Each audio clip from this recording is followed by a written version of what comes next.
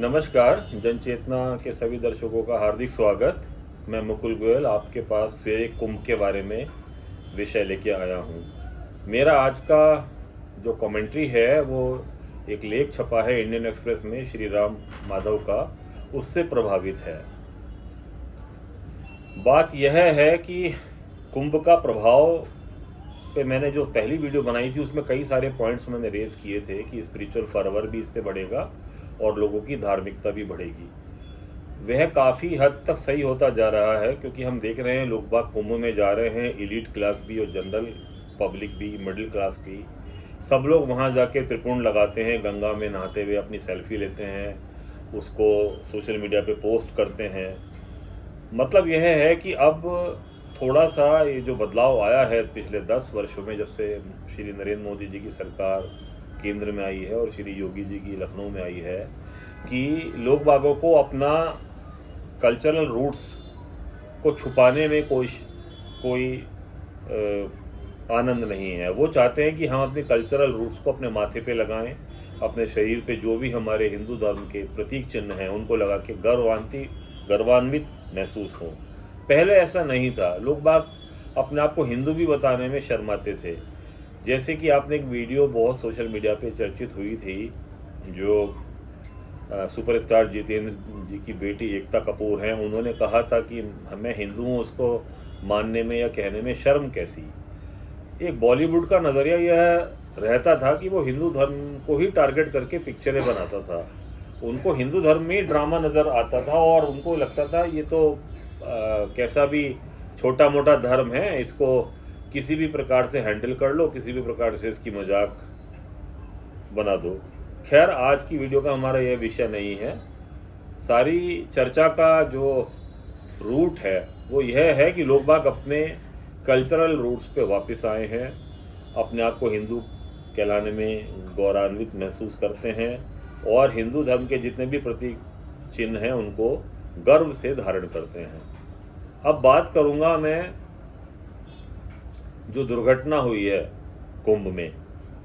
मौनी अमावस्या के दिन तकरीबन 8 से 10 करोड़ की भीड़ वहाँ पे इकट्ठी हुई। संख्या बल में थोड़ा बहुत जो प्रश्न चिन्ह लग सकते हैं, जो कुंभ के खिलाफ हमेशा प्रचार करने में लगे हुए हैं, वो ये कहते हैं 4-5 करोड़ ही लोग थे, लेकिन इतना तो है कि कम से कम 7-8 करोड़ वहाँ लोग पहुँचे थे और सब की सब गंगा में डुबकी लगाना चाहते थे, सब घाटों पे जाना चाहते थे, संगम नोस पे पहुंचने की सब में प्रतिस्पर्धा थी। तो उस दिन इस तरह की स्टैम्पीड होना या भगदड़ मचना कोई अप्रत्याशित नहीं है। आप ये समझ लीजिए कि इतने बड़े क्राउड को मैनेज करना, की हिम्मत करना ही एक बहुत बड़ी चीज़ है। तो एक दुर्घटना हुई, सरकारी आंकड़े कहते हैं 30 लोग, और वर्स्ट से वर्स्ट आंकड़े जो प्राइवेटली सर्कुलेट हो रहे हैं वहाँ के लोकल अखबारों में प्रयागराज के छपे हैं, उसमें 62 लोगों की मौत का जिक्र है।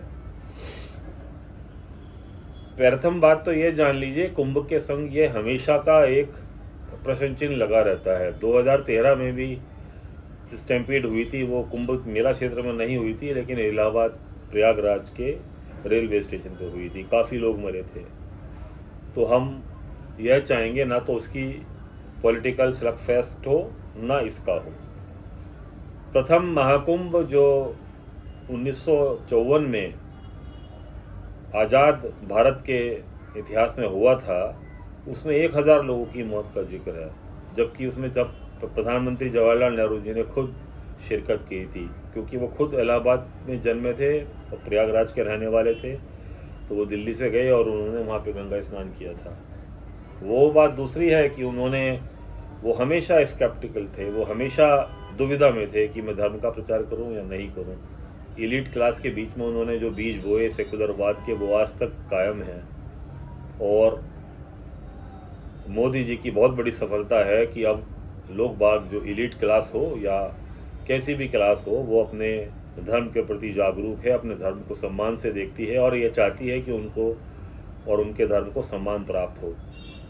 तभी हम देखते हैं कि राम मंदिर के उद्घाटन में जितने भी एलीट थे, बॉम्बे के, पूरे वर्ल्ड के जितने भी बिजनेसमैन थे, जितने भी सुपरस्टार्स थे, वो सब अपने प्राइवेट जेट तक से आए और अयोध्या में जगह नहीं मिली तो आसपास कहीं पे खड़े करे। कुछ लोगों ने तो कलकत्ता में भी अपने जेट खड़े करके और वो अयोध्या पहुंचे। तो अब कोई शर्म की बात नहीं रह गई है। वापस कुंभ पे आता हूँ। बहुत ही दुखद घटना हुई है, लेकिन हम इस घटनाओं से डरने वाले नहीं हैं। अमेरिका सबसे ज़्यादा शक्तिशाली देश है। कुछ चीज़ें हमें ईश्वर पे भी छोड़नी चाहिए। मैं यह नहीं कहना चाह रहा कि यह घटना हो गई तो कोई बात नहीं होनी चाहिए थी।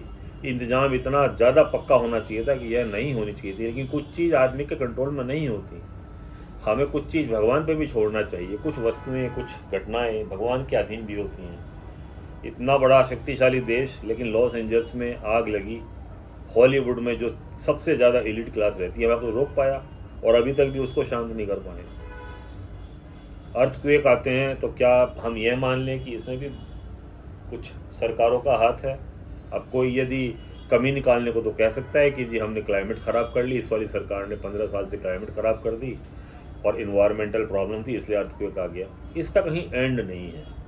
मैं एक बार फिर कहूँगा, क्योंकि मैंने आज एक अखबार में खबर पढ़ी, थोड़ा मन द्रवित हुआ कि 25% जो बुकिंग है होटल्स की, इलाहाबाद की, प्रयाग की, आसपास की जगहों की, वो कैंसिल हुई है इस स्टैम्पीड के बाद।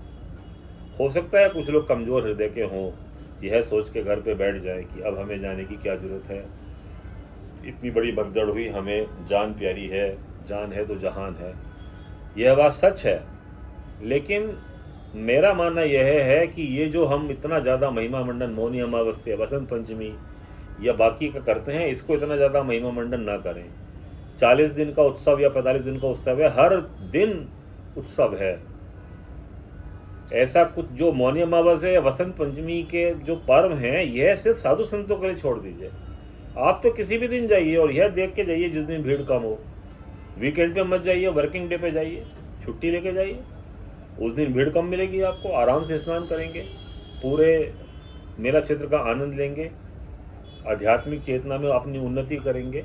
वहाँ के खाने, वहाँ के प्रत्येक प्रदेश का वहाँ स्टॉल लगे हुए हैं। साउथ इंडियन खाने अलग हैं, गुजराती खाने अलग हैं, महाराष्ट्रियन अलग हैं, पहाड़ों के खाने अलग हैं। सबका आनंद लीजिए, सबकी कल्चर वहाँ पे विजिबल है। तो अंत में मैं यही कहूँगा, कोई घबराने की बात नहीं है। जो विधर्मी हैं या जो थोड़े से भी वोक इज़म माइंडसेट के हैं या जो सो कॉल्ड मार्क्सिस्ट हैं जिन्हें धर्म में आस्था नहीं है, वह तो इस घटना को लेके तूल देंगे ही कि क्या फ़ायदा हुआ ऐसे कुंभ का जहाँ 30 लोग मर गए। लेकिन मर गए, ठीक है, बहुत बुरा हुआ, मैं मानता हूँ, ये नहीं होना चाहिए था। लेकिन इतनी भीड़ को मैनेज करना कोई आसान बात नहीं है। इसका सिर्फ यही एक उपाय है कि अगली बार जब कभी भी कुंभ हो तो पर्वों के स्नान को इतना बड़ा महत्व ना दे। और बुकिंग सब 45 या 50 दिन का पर्व है, हर एक आदमी की बुकिंग पहले से हो जाए कि आपको इस दिन आना है, आपको इस दिन आना है।